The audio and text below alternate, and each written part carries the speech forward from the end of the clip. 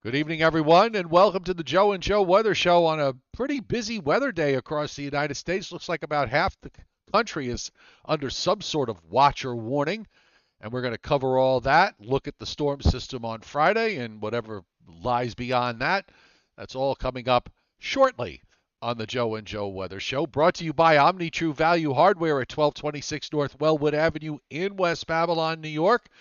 This plays out according to plan. You might need some salt, some sand, some Pelledo, some Mag ice pellets and flakes, and anything else you might need to make sure that your home or your business or the outside of your home and your business are safe and cleaned up from whatever we wind up getting. 1226 North Wellwood Avenue in West Babylon, New York. 631-756-1125 is the phone number, serving the entire tri-state area and beyond with the lowest prices you can find. And the website is OmniTrueValue.com, Joe. hi. So I have Yes, I how have are you? good. Just right off the bat, just want to bring up the fact that my mom had her procedure today and it went well. Although I don't understand why they tell you they're going to take you in at 9 o'clock and then they don't do it till 3. I mean, the poor woman had to Ugh, just lay there and wait and wait and wait, but finally got it done uh, and it's over with and it was a success. So with any luck, she'll either go home tomorrow or she'll go home on Thursday. So that's terrific. When I speaking of doctors, Joe, I took JJ to the vet today. He got a clean bill of health, and I got the bill. thank God, thank God I have insurance for him because it's a well visit and they pay for most of it. So that's a a big plus. Oh, and the biggest news today, the biggest news today, and this affects us, certainly affects me, is that I got a phone call today from the Mayberry Electric Company, and they also are they also do the cable in parts of this area. oh, this Starlink.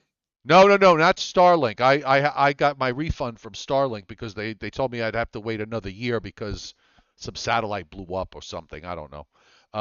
So anyway, I got a phone call today that if I wanted to, they are going to lay down broadband where I am in the next few months. And if I was interested, if I wanted to get on the list to be among the first to be wired, so I called them right away, and I am on the list to get their lightning speed program. So just have to wait for them to hitch up the horse and buggy and bring the wires along and put it all together. So uh, a good news day for the most part, except for the vet bill, which ends well anyway because I get paid. So anyhow, busy weather day. I don't know. I put out an early call for Friday. I have a feeling that I was wondering. I was going to ask you, did you put out an early call map? Um, I was a little annoyed because every day I put up a forecast on my Facebook pages, and somebody said, "Well, Joe, how much are we going to get in Peekskill?" And somebody immediately wrote underneath that comment, well, it could be a lot, and immediately showed from off of his phone a view, I guess it was from Pinpoint Weather or whatever, the European snow amounts. And I looked at it and I told the guy, basically, in a nice way, look, if you want to tell people about how much snow you're going to get, then do it on your own website. Not exactly, don't do it on mine. Don't exactly, do it on mine. And I exactly. said, there's a reason why I don't do things like what you just did, is that map that you showed is for guidance. You don't just arbitrarily take one particular computer model and say, this is what we're getting, which is basically what he did. He kind of alluded to, and he came back and he says, I understand. You're right. You're right.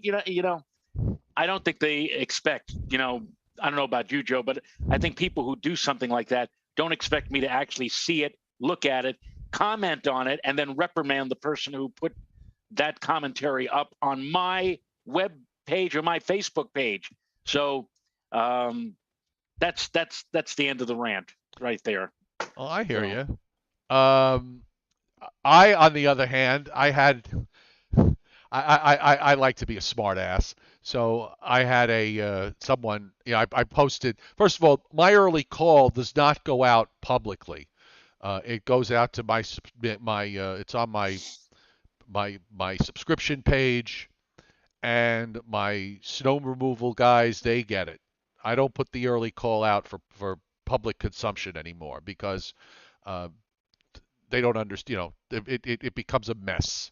Well, you said, of course, because the first thing I say out of my mouth is religion, and that's the number that they stick with.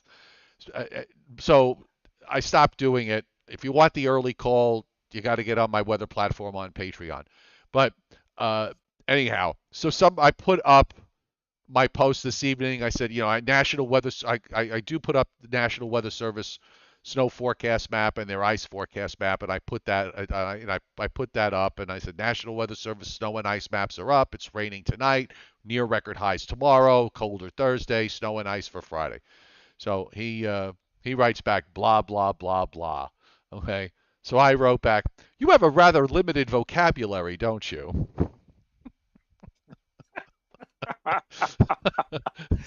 well, I figure at this point it's Tuesday. I don't know about you, I don't expect anything, be it snow, sleet, rain, ice, freezing rain, whatever. I don't expect anything to start happening locally until sometime by or after midnight, Thursday night, Friday morning. It's still only Tuesday afternoon.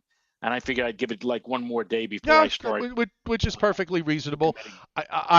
I usually, I try at 72 hours to give a heads up to those who need a heads up, because they understand that it's an early call, and all the caveats that go with it, and there'll be a final call when we get to Thursday, and that'll be the numbers that'll hold through. I don't know why this is difficult for most people to get. I really don't.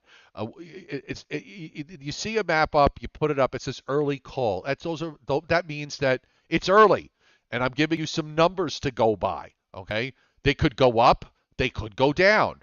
Okay, I don't see why that's difficult, but apparently for some people, it becomes completely definitive, and then they hang you for it. Well, you said we were going to get 4 inches, and I got 5.5. You know, really, Right. what are you, 5 years old? What are what is this, the playground? Should I call mommy and daddy over? I mean, this is really just, I hate this stuff when people do that sort of thing.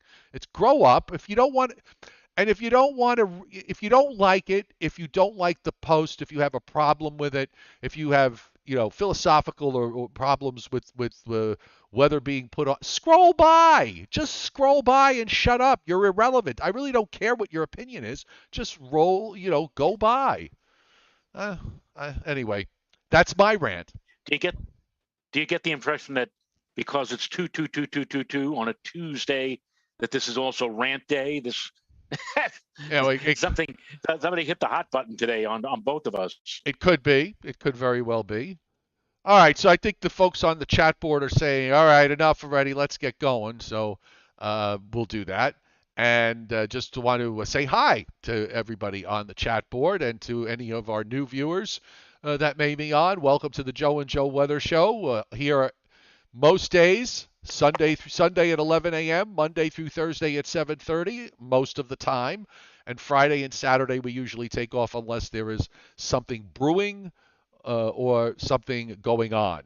So right now we're we're still at the we are taking off Friday and Saturday stage here at this point. So we're not adding anything right now. So if you like the show and you like you like regular weather, you like reality, not hype stuff, this is your place. Subscribe to my YouTube channel with your Gmail account. You can join the conversation on the chat board, and also uh, just have some fun. Just getting regular weather. You'll get notifications every time the Joe and Joe Weather Show comes on, so you never ever miss it. Never, ever, ever miss it. That's correct. Ever, Ever. ever. Yes. So, before we get to what's going to happen, let's talk about what is happening. And Joe, we've got a busy night. There are tornado watches out tonight in Mississippi and northwest Alabama. Flash flood watches for Tennessee and much of Kentucky and West Virginia. Also in western New York and up in northeastern New York, some wind advisories, some winter weather advisories, and even a few flash flood watches there. Wind advisories up for southeastern New England and Long Island. Winter storm warnings now up for eastern Oklahoma. Now, this is for the system that's coming our way at the end of the week. Winter storm warnings for eastern Oklahoma, northern Arkansas, southern Missouri, including St. Louis, and southwestern Illinois. Also, still pretty busy in the southwest, where we have numerous winter storm warnings and winter weather advisories up in Colorado, New Mexico, the northern half of Arizona, much of Utah and Nevada, and also seeing winter storm warnings and winter weather advisories in central and actually it goes all the way up into northern California too. So busy there. Leftover blizzard warnings in northeastern South Dakota, southeastern North Dakota. Winter storm warnings around that in Minnesota, west and east side, northern Wisconsin, the upper peninsula, the upper part of the upper peninsula of Michigan, while the lower part of the upper peninsula of Michigan is under winter weather advisories. And on the lower peninsula of Michigan, but in the northern part of that state, we have advisories and ice storm warnings for a bunch of counties. So busy, busy, busy, lit up like a Christmas tree. But for the moment, at least, nothing. And thank you very much to David Fuller, who hits the chat board for the first time tonight, the first chat board super chat hit. And we thank you very, very much for your contribution, Mr. Fuller. Yes, we do. SPC has that tornado watch, as you see there outlined in red tonight. If you're watching this on a replay, go to your local National Weather Service forecast office, and you can find that on weather.gov. So you have the absolute latest information regarding any severe weather, and you can see it there on the map inside that slight and marginal risk. I'm in a marginal risk for severe weather tonight, Joe. No, I'm sorry. I take that back. I'm in the general thunderstorm risk. I was looking at the wrong line.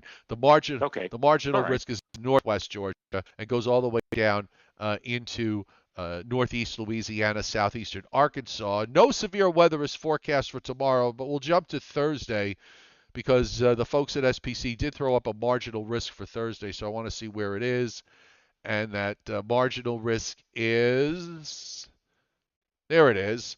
In northwest Louisiana, southeast Texas, extending up into northwest Mississippi and southeastern Arkansas.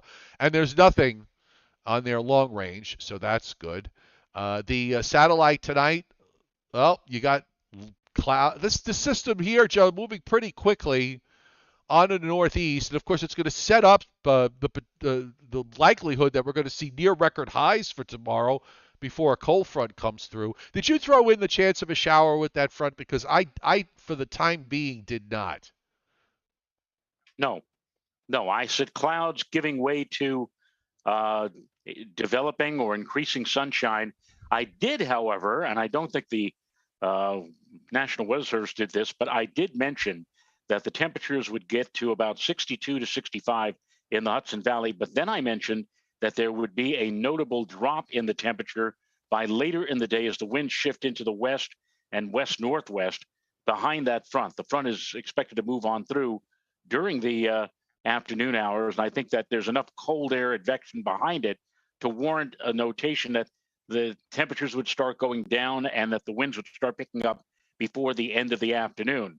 So if we do get to 62 to 65, it likely is going to come just literally before the front passes on by, which I have it timed out to be something like in the Hudson Valley, depending upon where you are, like 1, 2 o'clock tomorrow afternoon. And then behind it, down go the temperatures. So whatever we peak at, it won't be at 4 or 5 o'clock.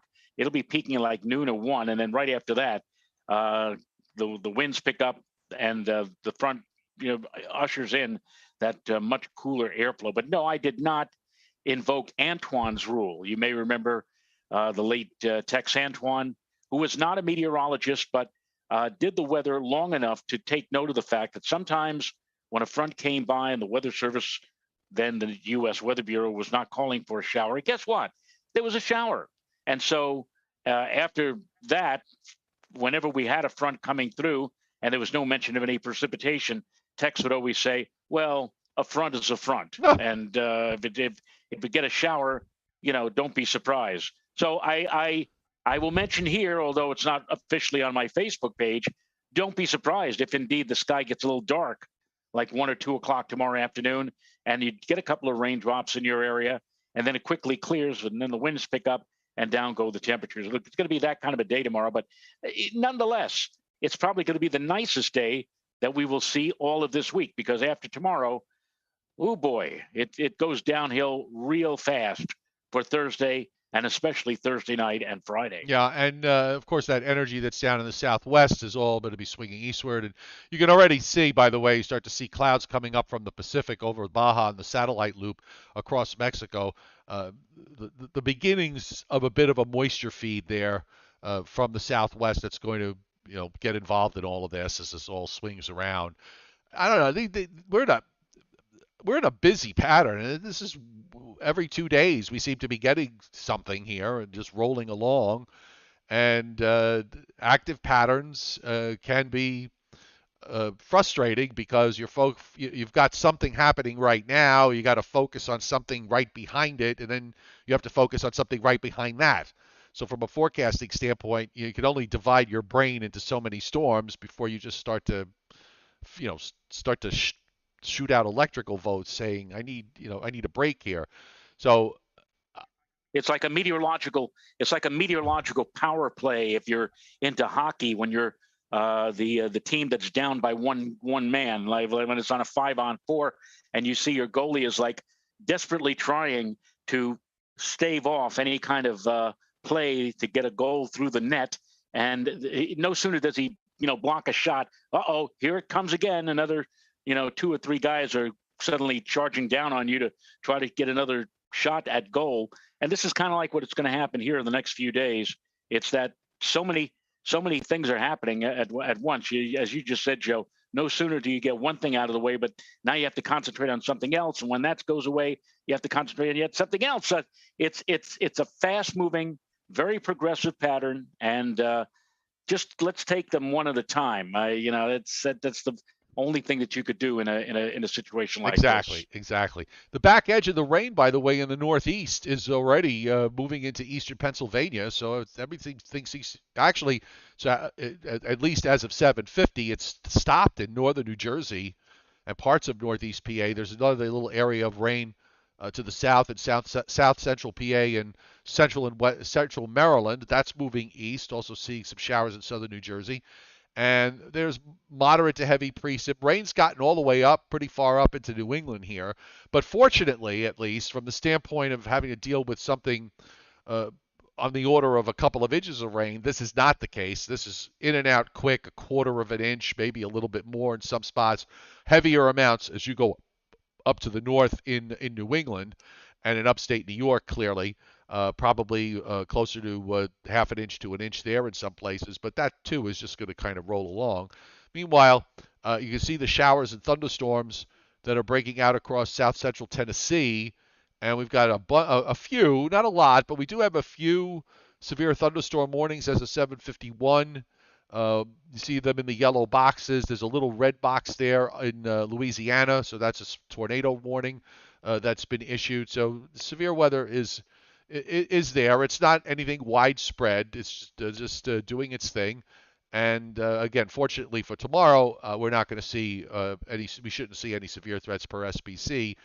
Meanwhile, still seeing some snow up in the upper peninsula of Michigan, also moving into northwestern Wisconsin, right around the area where they have the blizzard warning. I don't know if any of this is actually reaching the ground. Some of this may just be false echo returns anyway. But the snow is certainly getting blown around there with a very cold air mass that's in southern Canada and moving that's in the northern plains, and that's what's going to be building into eastern Canada, and some of that's going to bleed down on Thursday. Meanwhile, in the southwest, busy on the radars here over Colorado. Looks like we've got some snow right near Denver or just to the south of Denver. What is that? I-25, right? That goes north-south through central Colorado. I think it's 25. I believe And so. also in western Yes. Colorado where they have the winter storm warnings. Don't forget, folks, the mountains out here block a lot of the stuff. And in California, getting up and down the state from north to south, showery precipitation where it's warm enough, it's rain, and in the mountains, it's snow, and also in parts of Nevada and on up into southern Idaho, seeing a little bit of precip there. So the radar uh, giving us, kind of a busy view of things as we look. And by the way, let's take a look as far as snow is concerned, because I do have the Weather Service snow forecast maps. I'm going to let this load, and we'll come back to the Northeast in a moment. I want to go out to the west so we can take a look at that. Now, this doesn't count whatever's already fallen. So up around the Great Lakes, most of the numbers are pretty low. The bulk of the snowfall's already done. You go to the south, and some of this is from the next system. So this is one of the problems with the digital forecast map when you have, it's fine and dandy when you have only one system, and uh, they only go out 72 hours. So Tuesday 7 p.m. to Friday 7 p.m. But if you've got two storms in here in the mix, you sometimes can have both storm system numbers in all of this. So you have to actually go to that local office and kind of do a little bit of math. The snow amounts that we're seeing back through Missouri are not that high. They're only a couple of inches, even though they do have winter storm warnings up into to eastern Colorado. But there are ice issues going on. They're going to be going on in this zone, and in the southwest as it loads. And you can see some of the bigger numbers here in western Colorado. Uh, 3 to 6 inches along I-25, lesser amounts to the east, greater amounts to the west, and also in Arizona, in some of the higher elevations there, and in Utah, also seeing some larger numbers in the higher elevations. Not so much in California today because they had it there yesterday, so they seem to have calmed down just a little bit today. But let's go to the Northeast because this is only pretty much one event, and except for Maine and maybe northern Vermont and northern New Hampshire. So this is what they're doing in their digital forecasts, and they've kind of upped the numbers a little bit. Looks like they've got an area, Joe, of 10-inch plus. Once you go, up to the upper Hudson Valley, up toward Albany, they got an 11 print there. Much of southern New Hampshire and Vermont, 10 to 12 inches. Across Massachusetts, it looks like it's about 7 to 10. The cold air is wedging down from the northeast, which is going to make this kind of interesting. This is going to be one of these things where you're going to have cold air wedged down right to the Connecticut coast. It might even bleed down. Enough of it might bleed down into Long Island for a while. So you'll have places like in Pennsylvania, for example, where you're going to get that rain snow line going almost all the way up to the northern part of the state, and it'll be raining, freezing rain, central and southern parts of south of Route 80, for example. You'll get freezing rain and not really a whole lot of snow, but areas, some of the areas to the east and coastal southern and southeastern New England could wind up with more snow than some of the inland spots. So that's also, Joe, a really important part of our forecast is how this cold air is setting up and how it's bleeding down from the northeast to kind of wedge in, or at least try to wedge in. Uh, and it's a forecast headache. Trying to figure out your numbers out of this is not easy. No, it's not. And cold air, shallow cold air, and it looks like this is going to be one classic example, along with the damming effect, is going to play a role in this. And it looks right now, Joe, that the people who like snow, I'm sorry to say, I think this looks a lot more icy than snowy, at least for the immediate tri-state New York metropolitan area. If you want snow, I think you're going to have to go well north, on up into, let's say, Tim Veltman land, around the Albany area, or into the higher elevations of the White Mountains, the Green Mountains of Vermont, New Hampshire.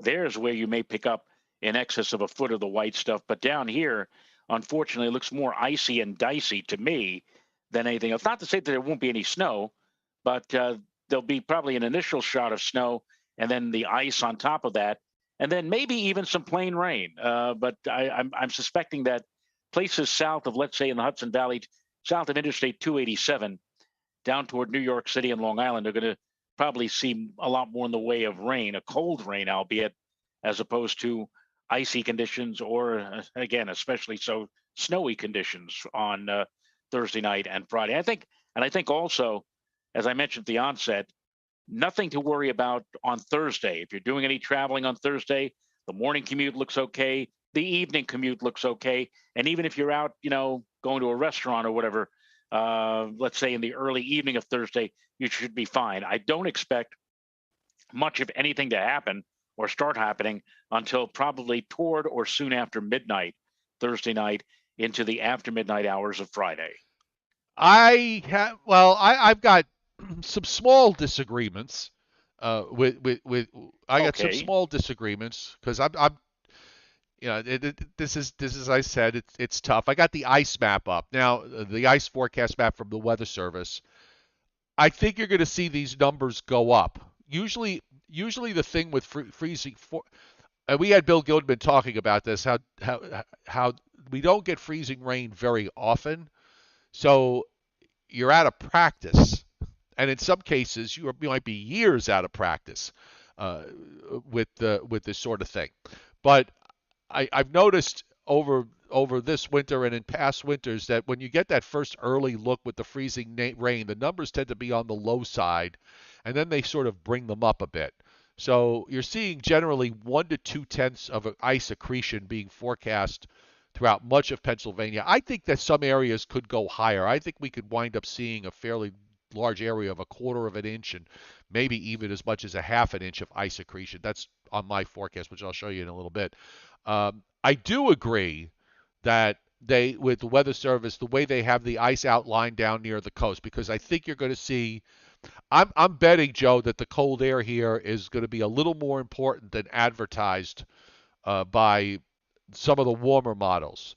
I kind of like the idea of what the GFS and the European being in lockstep the last few runs, and they have a slightly colder look to them. At the end of the day, if you're thinking that this is going to be an all snow situation at the last minute, no, that's down near the coastal areas south of 287.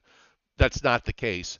I think the question is how much snow do you get? Because you're going to have about a 6 hour window.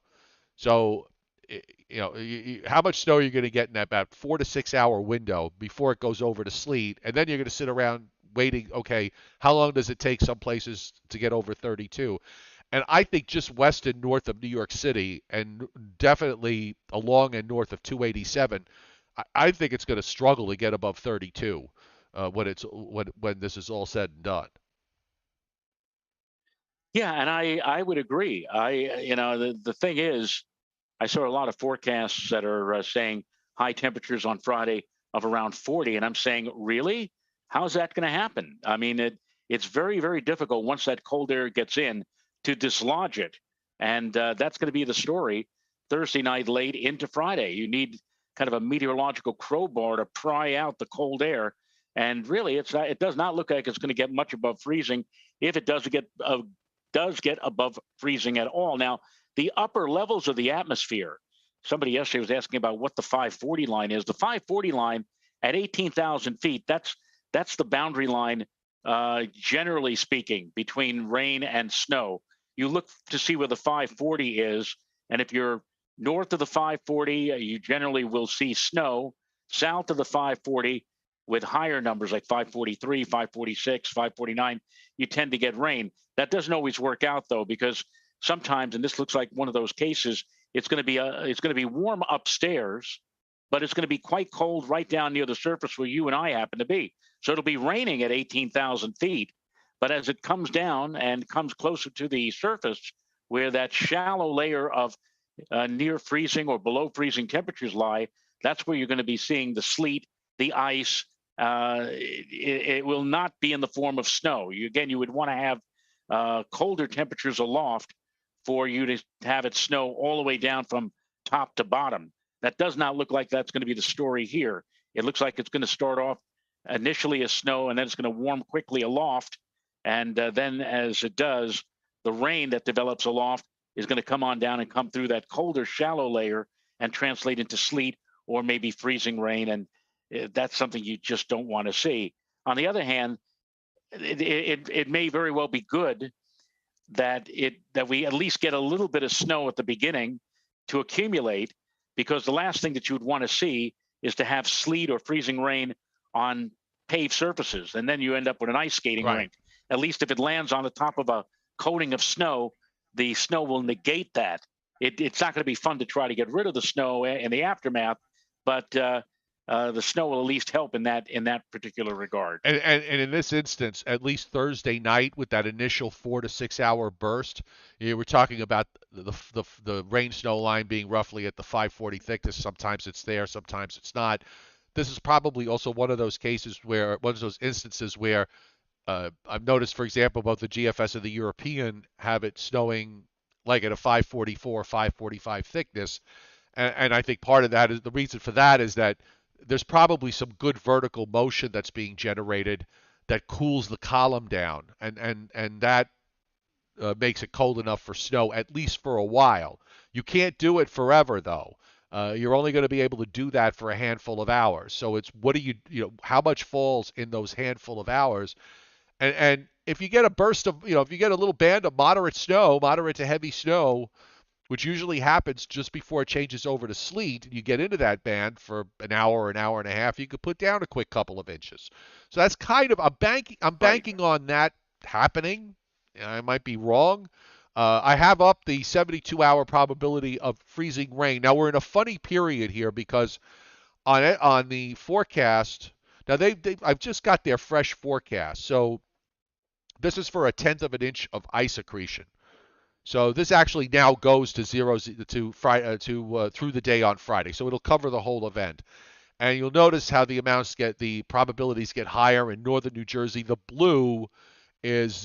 dark blue is 40% or higher in northwest New Jersey, and also then across much of the southern the it's hard like southern half of Pennsylvania at least. And you see where the big probabilities are out to the west in west central PA, where you've got a 90 to 95% chance. Let me see if they've got what they said about a quarter of an inch. Let's just click the quarter of an inch. And yeah, in that area where they had that 90%, it's got the best probability of a quarter of an inch. And you see the light green is 10 to 20%. I think there's going to be a bit more in the way of freezing rain. So that's why I sort of went a little more aggressive. Um, you know, we'll see if I turn out to be right. I mean, my confidence usually with early calls is not all that high. And here's the probability now of this is also now through Friday evening, Joe, and they've got the fifth. Looks like they've got the 50% for at least two down to about White Plains and into northwest New Jersey. For me, I especially lately, WPC has really done really well with their snow probability maps. So I'm kind of going a little bit against it in that I'm thinking that maybe it'll be a little bit further south than that. Uh, we'll see if I turn out to be right. I may have to, again, it's an early call. I might lower my numbers when it comes to the final call, but for now, I'm thinking the cold air is going to be more important than what some models are advertising. Right. I'm running behind by about a minute, so now I'm looking on my screen. I'm seeing the 72-hour probability of snow accumulating to 2 or more inches. And yeah, look at that. Look at that broad area of red and orange covering practically all of New York State. And the 50% line seems to be just to my south. So yeah, I've been thinking, and I did not make a map up, but I was thinking about for where I live, that we might get like 2 or 3 inches of snow at the onset before we see any kind of a changeover. I mean, that's no big deal. Our last quote big event was the event that dumped all that snow, the tremendous snow over Long Island. Up here, we only got about four Right. inches, and it was 9 degrees when I went out to push it. It's going to be a lot milder than that when it's time for me to get rid of it, probably on Friday. But at the same token, unlike a couple of weeks ago when it was puffy powder, this time around it looks like it's going to be it looks like it's going to be semi-spackle, Yes. if you will, with the ice on top of the And snow. the probability of at least 8, if we use the light blue, which is the 50%, not the dark blue is 40, the first shade lighter than that is 50. So Boston is in that. Worcester, Springfield, and Pittsfield, Mass, all seem to be in that 50% or better chance for at least 8. And running down even almost to the Connecticut state line, we've got a 30 to 40% chance for at least 8. So this is this is one of those times where you sit around and you think, why does it always have to line up right on top of us in terms of the battleground zone? It doesn't always happen, but like the blizzard, it didn't happen. At least the rainy part of the equation was not was not something we had to deal with. But when we have to deal with these snow to rain situations, I get very frustrated because it's always you always start thinking 30 miles, 50 miles. What if you're off? Instead of winding up with a coating, you wind up with 3 uh, or 4. Who knows? But anyway, this is what they're going for in their probability of 8. So I'm going to bring up my snowfall map, and I'm a little aggressive, understandably. Given the situation. Again, you people may disagree with this. It's my never to be humble opinion. So I actually brought a 2-inch line down to Monmouth County and just south of Allentown, and I've got a 2 to 4-inch band running across north central Jersey, including Long Island, by the way. And then I went 4 to 6. Really? Yeah, I went 4 to maybe 6. Now the numbers are going to go up as you go further north. So, for example, Joe, I have you like on just north of the 4 line. So I went for 4. I went for, and you say I went 6 to 10 in upstate New York, and that's the easy part of the forecast is upstate New York and into Massachusetts and northwest Connecticut. So I've got my 6-inch line, north of 84, and the 4-inch line is at White Plains. The 2-inch line is north of 195, and I brought a coating to maybe an inch or two. I cover. The southern part of this is the part that I'm concerned with because this is the part where it could wind up being much tighter. Okay, I might have to. These lines may get very tight between going from a coating to going to say 2 or 3 inches or 3 or 4 inches. But this is my early call. I went 4+ in northwest New Okay. Jersey. You could 4 to 6 across southern Connecticut, 6+ in northwest Connecticut, and then 6 to 10 as you go further to the north. And as far as the ice is concerned, I'll bring that up. Again, I might be aggressive And, here. Um, and Justin Vale says, don't forget, Joe, about the angle of the sun during the day and the angle of the moonlight at night, which could really bring those snow totals Yeah, down. it's the angle of the street lights. Now, I think I went really too, or maybe I went too aggressive here. I went for 1/4 to 1/2 inch ice accretion. Well, this part of it, I think they'll get the quarter. I don't know if they'll get the half, but they'll get the quarter. But I even covered for a possibility of at least a 1/10 of an inch ice accretion closer to the coast and for the north shore of Long Island and northwestern Suffolk County. And then it kind of cuts off once you get up by you. I only went for a 1/10 of an ice accretion and then 0 further north than that. So I have a cold bias here. I'm thinking I'm thinking the cold air to the north is going to be more important, and that's pretty much that pretty much sums up my my uh, my approach. Okay. All right. I may very well come up with an early call for me tomorrow. So stay tuned for tomorrow night's show, and we'll be able to make comparisons, one-on-one comparisons. So and after whatever we get Thursday night, Friday, I think Saturday we clear out quickly, have a bright day, a sunny day, some partial sun. Yes, a couple of people have taken note on the chat board. What happened to the snow on Sunday? Well, there you go. That's what happens when you start looking at events more than 4 or 5 days in advance. They give it to you, then they take it And then away. the and Now, and, if and, if it and the goes, 18 and and the then and then it comes yeah, and the back. 18Z has it very close. Very close by. All of us, Yes, I was shocked when I looked at the 12Z map because the 12Z run because the trough was gone. It had this incredibly strong trough swinging down from the north with 504 and 498 thicknesses, and it was just gone. It was like not there. Now it's back again to an extent. It's sort of a compromise. I think that's I think we need to give that another day or so to settle out. There's just so much energy running around.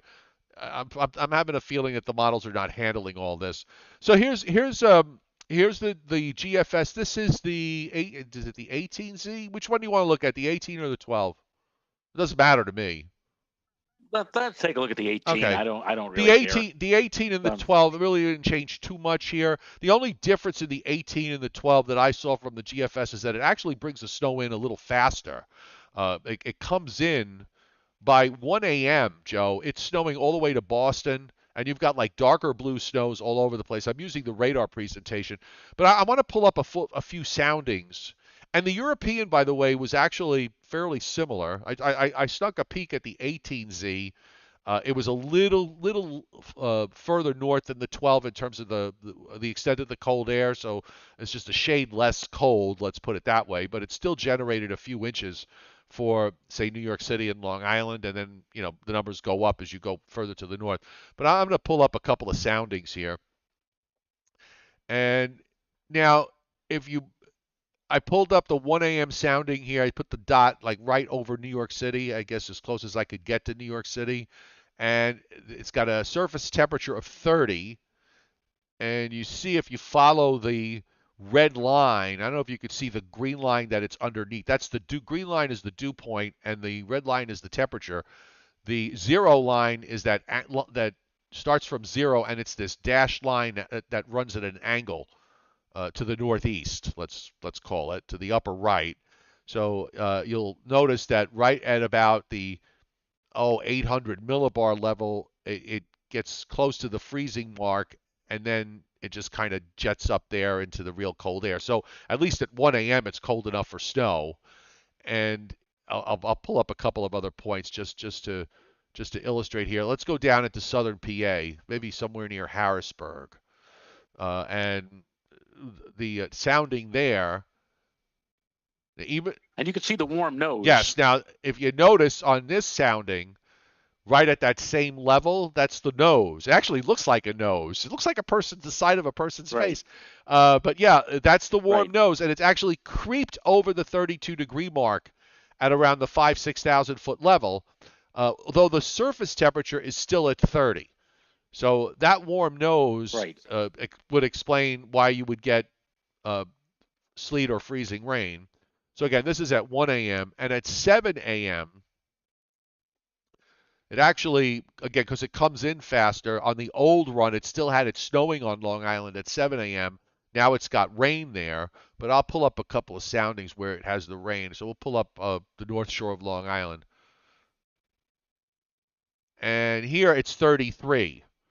And you can see the as you go up, it's barely above freezing here, Joe. It's so close. It's right almost on the freezing line. So you wonder whether that could also be sleet, Right. uh, possibly. But no doubt that the bottom part of the atmosphere is going to be cold. And I know for snow lovers, the observation of 33 in rain is an observation that is probably the most depressing observation there is. And we can take a look. Pulled up a sounding in northern Pennsylvania. Here, for example, in it's 26, but you can see the warm nose is right just above, just barely above the 32-degree line, and the model is reflecting that in the form of sleet. So soundings are very good to use in these sorts of situations. You get a good idea of the profile of the atmosphere, and there's no chance up in Albany to be anything other than snow. If I pull up a sounding from there, 21 the temperature there, and yeah, there's a warm nose, but that warm nose is nowhere near the 32 degree line. So for those of you in the middle and upper Hudson Valley, you will get more snow than everybody else. And then, of course, again, the other thing is the low, the primary low, letting go to a developing secondary low, which is right starting out east of the Delaware coast, and then suddenly becomes the main low southeast of Cape Cod. So that is the other part of this equation: is whether the models are they holding on to the primary too long or not. That's the other part of this. Because if they're holding on to it too long, that'll make the cold air more important. If they're not if they're some of the warmer models that are trying to hold on to it longer are correct, then it's going to be a warmer solution, and you're going to have less snow and ice on the southern, well, less snow at least on the southern half. The freezing rain might be a different issue, but the snow part of the equation is going to be impacted by that primary low and how long it takes to fall apart.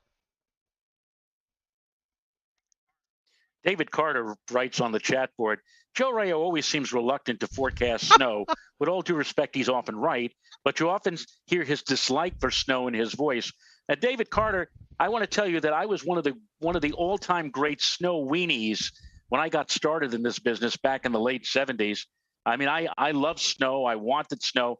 But after having been disappointed so many times, and finally, I think sometime around the mid 90s, I finally said, you know, not, I have to start looking at this from a different perspective because I was always looking for an opening where the snow, yeah, it looks like it could snow in this type of situation.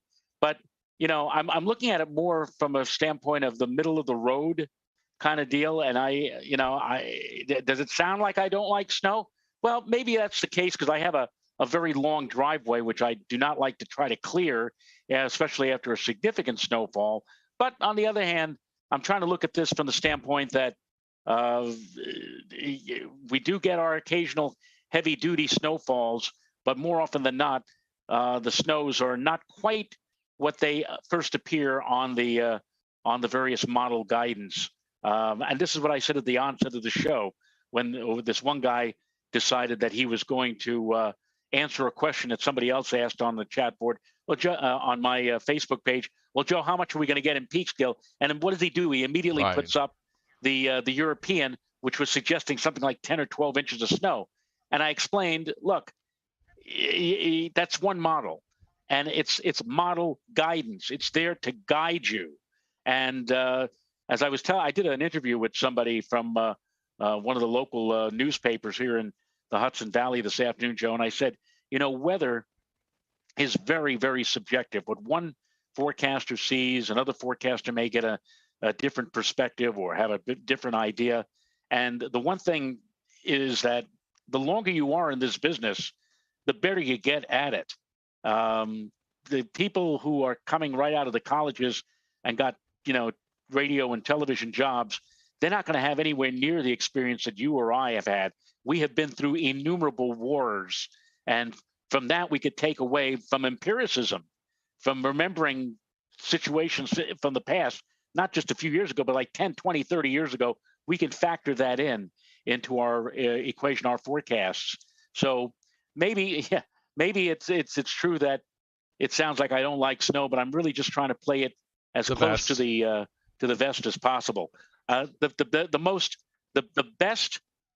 best commentary I ever saw was on one of those chat boards, these weather chat boards where people are discussing impending storms.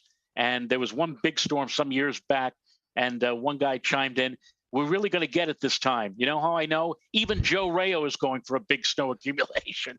So I guess I have that kind of those kind of credentials behind me in terms Yeah, of forecasts. I was lucky enough, at least from the standpoint, and you talk about the Rolodex in your brain, being on Long Island, and of course, you know, we've talked about the fact many times that the microclimate on Long Island is strange sometimes, especially in the wintertime. We even saw it back last weekend where Suffolk County wound up, a lot of areas in Suffolk County wound up with 6 inches plus, and you know, weird things happen out there. And I witnessed a number of them over the years, and my Rolodex goes back in those instances in my brain to say, okay, you look at a situation and you say, this looks like this looks like this event, and or that one, or it looks like that event. And you're right.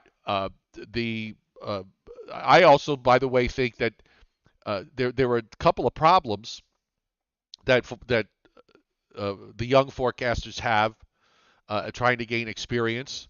One is the fact that they tend to model cast too much.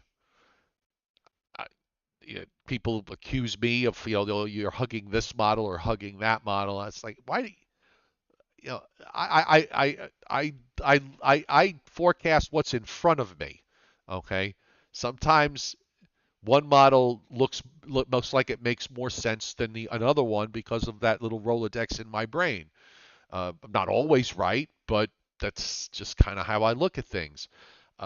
The other thing, Joe, is from the standpoint of the amount of information that's out there. I mean, you and I both know once upon a time there was channel 2, channel 4, channel 7, and that's it. Okay? So you got your weather from those three sources. You got it on the 6 o'clock news because you were in bed long before 11 o'clock because you had school the next day. And that was pretty much it. You had the Weather Service forecast. Okay, that you would hear on any other radio station. Maybe you heard a forecaster, there might be a radio forecaster that was different, but still, it was very limited in terms of what information was out there. You probably could limit it down to about 10. All right. Now it's hundreds. And on top of that, you've got models that are easily accessible and freely accessible. All this information goes out there. Right. All these numbers get thrown out there. And you have this forecast shopping effect that I often talk about where people forecast shop. So I get annoyed because I put out numbers and I put out my whatever it is, my forecast, I put out my numbers, and you hear people say, "Well, you're saying this, but so and so is saying that." Well, first of all, I don't even know I don't even listen to so and so or watch so and so, so I could care less what the other person is doing. These are my numbers. This is what I'm going for. This is what I think. Uh, and that's a problem because you're competing. I mean, competing's not the right word, but you're in the mix with all this information, and I feel sorry for people who don't have a good don't have a basic understanding of weather in a way, because they just want an answer to a question. So that's it. And they would like a definitive answer because maybe they have to make some sort of decision. And if they're hearing 500 different forecasts coming at them that change every 3 or 4 hours, that's not good. It's just not good. It's a different world. And also, and also the and also and also the rookies, if you will, who are just getting their feet wet in this business. I mean, you have a big storm approaching, and now the storm has arrived, and now the snow is falling or the rain is falling, or whatever like that. And you say to them, he says, "What are you doing? Why are you what are you looking at on the computer?" He said, "I'm waiting for the latest run of the NAM. I want to see what the NAM is going to say." And I say, why? Yeah, why? I mean, there comes a time. Comes a time for forecasting, but when you get within a few hours of an event, it's time to stop forecasting and start doing some nowcasting. And that takes me back to the days of plotting sectionals and looking at the radar information and the satellites. That's when you start looking at things that are happening now. You don't look at the stuff that the model guidance is still churning out, even as the storm is actually taking shape or actually occurring right at that moment in time. Do you remember? I'm not going to mention his name, but we worked with. We had at FiOS One. There was at one point we had 4 forecasters. There was you and I and 2 other people who were working with us, and I had not arrived yet, and it was just before a snow event, which you were looking at and saying, maybe an inch or 3. And I was thinking along the same lines for parts of the Hudson Valley. And this person who we worked with created there's one thing I could say about him. He created beautiful graphics, much nicer than anything that you or I could come up with. And you looked at the map, and it had for the Hudson Valley 4 to 8 inches when you were thinking more like an inch or 2 or 3. And he says to you, he says, "So what do you think? What do you think?" And you said, "I don't know. I'm not." Well, you didn't want to come right out and say what you wanted to say. He said, "Well, that's Joe Rayo's area, the Hudson Valley. Why don't we wait until he comes in?" And I came in. I'm taking my jacket off, and you said, "Take a look at the map that so and so made for the Hudson Valley, the snow map." And I walk over and I look at it, and I'm seeing 4 to 8. I'm thinking in my mind it's only going to be 1 to 3. And again, we had like 30 or 40 years on this guy. So, I mean, that's not really fair to make comparisons. He again, was relatively new in forecasting, but he had 4 to 8 inches. And I looked at it, and I looked at him, and I said, "You really want to go with that?" And when I said that, across the table, there you were, and you started like, I would call it a horse laugh. Because basically what I said was basically what you were thinking at the same time. That there was a little bit too much on that map, and we said you better alter that map. Do you remember Yeah, that? I do. That I do. situation. Yeah, no, I do. They used to love for some It's reason they needed my before you came, they needed my blessing. I don't know why. I mean, but they would wait yes, for me. And I mean, Addison knows this because I used to tease him a lot. So he would show me his snow forecast map, which most of the time was perfectly reasonable, most of the time. But right. Yeah. I had to say that. But I would look at it and say, "Oh, Addison, that's really good for a first try. Now, where's the final map? Where's the real, you know?" I would say, Addison, uh, after I did that a couple, sort of variations of that, I got to where I was saying, "Addison, that map is perfect. You just need to change you just need to change 5 things, or something along those lines." And he took it with a sense of humor. I was, yeah. I wasn't an ogre. I just I like to bust chops. Oh no. Oh no. There are Yeah, ogres out there. I'm We will not mention names. We will not mention names, but there are people who you see on the air who are quite different behind the scenes, especially with people who they work the with. word is evil. And a situation like that, evil, exactly. We try not to be evil. We learn by experience or whatever. The chairman hitting super chats. 5, Joe, you're closing in on 3,000 videos on YouTube, and they said it wouldn't last big. Congratulations from your weather family. We also had Helen Bertona, Jason Kaplan, and Brendan Doherty also hit super chats this evening. Thank you all for hitting And super Helen chats may tonight. That means I get to go Right, to and McDonald's Helen may next be week. new. I think Helen is new. Welcome to the chat board. Welcome to the channel.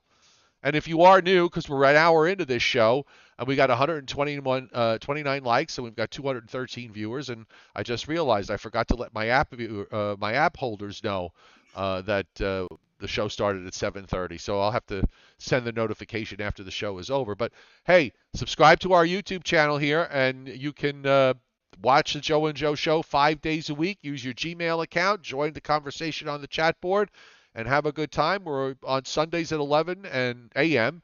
and Monday through Thursday at 7:30. Usually we take Fridays and Saturdays off unless there's a storm around, and we don't want a storm around this weekend. And on that note, Joseph, let's look at the long range, because while you were talking, I was. Oh, where'd the map go? Hold on a second. Oh, I see what I did. And my wife answered David, and my wife answered David Carter, because David Carter said again, it seems like Joe Rayo doesn't like snow. And Renata writes on the chat board, plus now that he's home, he does most of the snow blowing. And in parentheses, I used to do it because he was when it's always snowed when he wasn't here, when I was at the television station. Now here he is, and he's not fond of it. Yes. Yes, I am. But I don't mind it. To me, it's like snow blowing is like when I get on the tractor mower in the summer and do the lawn. But the last time I did it, 9 degrees, and the snow is blowing in my face. No, not that. Who would No. like something like that? Who would look forward to Well, we something got the like that? trough in the west and the ridge in the east, which is what the upper air looks like at the moment. And now, of course, the ridge getting flattened a bit by this system that's going through now. Not a lot, but enough to allow for frozen precipitation in this next low to go to our south. So that goes out. Now, there's an upper low there you see in western Hudson Bay, which drops down southeastward and creates a rather sharp trough, not as sharp as yesterday and a little further to the east. But as I said, Joe, it lost it in the 12Z run. It's suddenly back. So I have a feeling that we're probably going to see in the next couple of runs some adjustments to this trough, and probably maybe going back to that deep look. I don't know, but it gets very sharp, and it gets very sharp right along the coast, which means that the surface low may wind up being a little bit too far to the east. But if we wind up seeing this, upper trough sharpen a little bit further west on subsequent model runs, we could wind up with a different story here tomorrow. So, and as we said earlier in the show, when you've got multiple storms around, I really didn't spend a whole lot of time looking at this Sunday thing. I'm just looking at really on the upper air. I'm looking at it now for the first time. So we get a shot of cold air behind it that pulls out. You see the upper low lifts up. There's actually another trough that drops in on Tuesday that probably keeps the cold air in for an extra day or two. There's a little bit of a diving. I was kind of looking at this when I was looking at this, Joe, for Tuesday of next week, Tuesday into early Wednesday. I wonder whether we have to watch this little shortwave that's coming in from the Pacific Northwest. And you can see the indentation there. It moves into the northern plains, and then it kind of drops southeastward and tries to sharpen up a little bit when it gets to the coast. And eventually it'll probably make something out in the ocean. But I wonder whether we have to watch that in the longer range for the middle part of next week. So we'll put that in the back of our minds. We're in a busy pattern, so the bottom line is if when you're in a busy pattern, you stay busy until you're not, and you just wonder whether we might wind up seeing something on Sunday and then maybe again later Tuesday or Wednesday. I don't know. After that lifts out, yeah. Take it one at After a that time. lifts out, Yeah, we're yeah. kind of in a bit of a no man's land, but the eastern trough on today's late day run strengthens, and you can see it here. It really strengthens quite a bit. You've got a split flow, a cutoff low over western Oregon and northwestern California and out in the Pacific Ocean. That could, I don't know if this is what it's going to really look like, but it's a much more reasonable look to me than say what we had. But this is still a pretty dynamic looking upper air, and now we're at March 10th. So at least for the first couple of weeks of March, I would say that we're still going to have some opportunities here until this overall pattern basically breaks down at some point, which they all do. And as far as the surface is concerned, we'll just do a quick look at that. And let me get to an earlier time frame. Let's switch over to the precip map, the radar map. I'm sorry, the radar and the surface. So here we go. So let's run through. Here's our storm for Thursday night, Friday. That goes out. Now here you can see another wave. Another wave starts out in Arkansas, Louisiana, and Texas, moves across Tennessee and Kentucky. And it does kind of clip us on this run, Joe. The low runs out offshore, but we're on the northern edge. And then there's that snow you see in upstate New York. That's a cold front. That's the upper trough. If that upper trough in the north were to sharpen up further to the west, it would catch this low and blow it up. What I mean by blowing up, I mean it would intensify, and it would be a much more dicier situation with regards to snow here. We'd get some. And then that goes out. We're cold into the first part of next week. Here comes the diver on Tuesday, a low in southern Minnesota that heads its way into western Pennsylvania, redevelops offshore off the Virginia coast, and then strengthens as it heads up to Nova Scotia. So again, if that's a little sharper, deeper, and further left, which the GFS likes to suppress stuff in its long range, I wouldn't be shocked if that's a real feature that we could wind up seeing over the course of the next couple of days. The model's doing something with this. And then after that, it's just got systems sort of moving across near the northern tier, nothing especially strong. Looks like a couple of systems that move out of the Rockies and into through the north central plains and into the Great Lakes. So that'll be a couple of cold fronts to go by, and then it gets cold again late in the forecast period with all sorts of precip down in the Gulf states, assuming that that's even what it looks like, which we know it's not going to look like that. So, um, but it's always fun to look at. Yes. Always fun to look at. What else can I say after such a comprehensive long range out? You took it apart and you put it all back together again for all of us to Right. understand. And at the end of the day, it's much ado about nothing. Right. All right. So I think I have it. I have Briller Jeopardy. Yes. Uh, Let's make this quick because I want to see the end of the college Jeopardy championships that have been running for the last 2 weeks. They had something like 36 different schools competing, and tonight is the final night, and they're going to crown the champion and give them $250,000 in about 20 okay. minutes. So I'd like to see who ultimately All wins right. that Hang on. Let championship. me So let me bring it. Let me bring it up here. My computer is being evil. I should just do this on my phone. Oh, good God. Why are you doing this to me? Come on. Hold on, Joe. Messenger sometimes just acts weird. Okay, so here we go. So in honor of the Olympics, Chairman Briller has put together these questions for you, and let's see how you do. Okay, so the question is the average yearly snowfall of these cities around the world.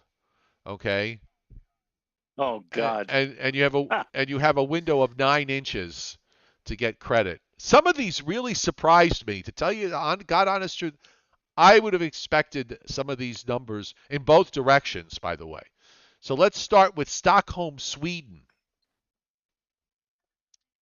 and this is the annual or the month of These are the February? average yearly The snowfalls. Stockholm, Sweden. okay. I'll say 27 inches. When I saw the number, I thought it was wrong, so I looked it up and I was shocked. I would have thought that this number would have been much higher than this. 15. Yeah. 15. Well, you got to remember also it's very cold up there, and that tends to preclude a lot of Yes. big snowfalls for that part of it. That's why I said 27. And 15. so yeah, there you go. Montreal. Well, Montreal is just over the border in upstate New York. So I would say for them, Montreal, I would say 55. 82. Yeah, 82 inches. Wow. Tokyo. Tokyo is kind of like I think New York. I'll say like 30. No, I would have thought so too. Northern Japan gets a lot of snow, especially because it's mountainous. 1.5. That's An it. inch and a half. Helsinki. My God. Wow. Helsinki in Finland. 30. 20. Moscow. 30. All right. Moscow must have lots of snow for invasion. Moose and Squirrel. Where's Moose and Squirrel? Moscow. Well, let's Moose and Squirrel do the shoveling. 75. Close. 60. Zurich. Okay. Zurich. Around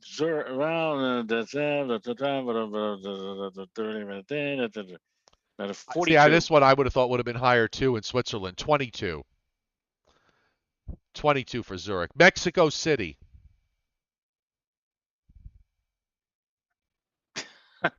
Well, Mexico City is elevated, isn't it? It's good. It's good to be elevated. How about the fact that you're mentioning Mexico City seems to indicate that they get Not something. well, maybe And maybe it might be a yes, surprise. maybe no. I don't know. Maybe yes, maybe no. How about I'll say something like I'll say 1.6. The big goose egg. 0. Oh, see, you I led didn't. me I. astray You know, you with that assumed. question. You assumed. Yeah, Calgary. yes, and you made an ass Exactly. of you and me. Calgary. Calgary, Calgary, Calgary. Another one of those that doesn't get, I don't think, a whole heck of a lot. How How about about 20? 51? 51. Well, you know what? They probably get some enhancement from off of the Rockies Yeah. or off of the mountains Hmm. to their west. So, Belfast. all right. Northern Ireland. Belfast. Belfast, Northern Ireland, Belfast. How about How about 12? you hit it on the nose at 12? And last but not Wow. least, London. How about 6? 18. So you mean to tell me that Belfast in Northern Ireland gets 12, and someplace like London, which is to No, the London's south to of the. them, Yeah, but by a little bit, London's. then- Yeah. and they kind of like surrounded by water or whatever, maritime climate. All right.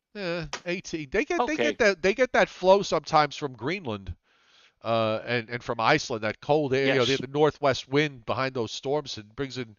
Even though it is off the ocean, it's cold enough for them to snow in it. Believe it or not.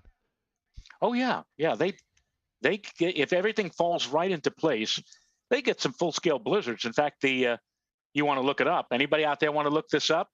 New Year's Eve, 1962, in London, and across all of the British Isles, United Kingdom, they were buried with a whole lot of snow. So But it can happen. Doesn't happen very often, but it can happen by the way, for just them. really quickly, I'm not going to bring it up on the screen, but I'll just tell you, I'm just looking at the Le Plumes de la Brioski. So I'm just looking at New York City. So uh, on the 15Z, it gave a little over 2 inches. On the 21Z, it gives like 2.4. So it went up just a touch. Let me see iSlip. iSlip, it gives two. And thank you, Joseph. Go ahead. I'm sorry. Thank you to Joseph Gallo. Joseph Gallo, who hit super chats. And he says, "Thanks so much, gentlemen. This winter has been a challenging forecast. Always appreciate the show and the valuable content that you share with us. Enjoy." Yes, thank you, Two Joe. and three quarters for iSlip. Just under 4 for White Plains. Okay. Just under 4. That makes me feel good because that's where I have my 4-inch line. 6.8, just under 7 for Poughkeepsie. Let's look at New Jersey, Long Branch. 3/4 of an inch there. Philadelphia gets about a half an inch. Let's look at. Let's go to Scranton in Northeast PA. Scranton gets a little over 4. Let's go northeast to Hartford. Hartford gets 6.25. Boston. Boston gets just under 8. And let's just take Albany for the last one on this. Is a little over 8, 8.20. So the numbers look like they've come up a little bit, not a lot, but a little bit. And by the way, I don't know if you saw it, the 18Z, the NAM 18Z run, it threw a squirrely run, Joe. I mean, a really squirrely run. First of all, for just about not a flake, not an ice pellet, okay? Not just for the down near the coast, but even up by you, all right? And barely a raindrop. I did not Oh, see I the look. NAM, but is that the Yeah, the 12 12 kilometer? kilometer at 18Z was as squirrely a NAM run as I've. It's almost as squirrely as what happened before the blizzard, where it Okay. was. I looked at that and I said no, no. And then I prayed that the GFS would come in the same, and it did. And then the European came in about the same, and it did. So I feel better. But it was a squirrely run. All right, let's call it a night. Okay. Timothy Beltman to mention to me too. I'm sorry about this. I don't know why it's happening tonight, but I know there's been buffering going on. So I don't know if they're fooling around with the lines. I'm noticing that my bit rate is jumping up all over the place. Usually after we start the show, it just kind of levels out, doesn't change very much. But for some reason tonight, it's jumping around. So they must be doing something. But I'm hoping that this broadband thing happens, okay, within the next couple of months. So at least by the time we get to the summer, uh, I'll be lightning fast, just kilobyting and megabyting in all different directions. All righty. Well, I'm going to be heading out. So I thank all What of you is for hitting super exiting? chats, That and is right. we'll You are be the back last tomorrow correct night. questioner. Please select. Yes, Yes. exactly.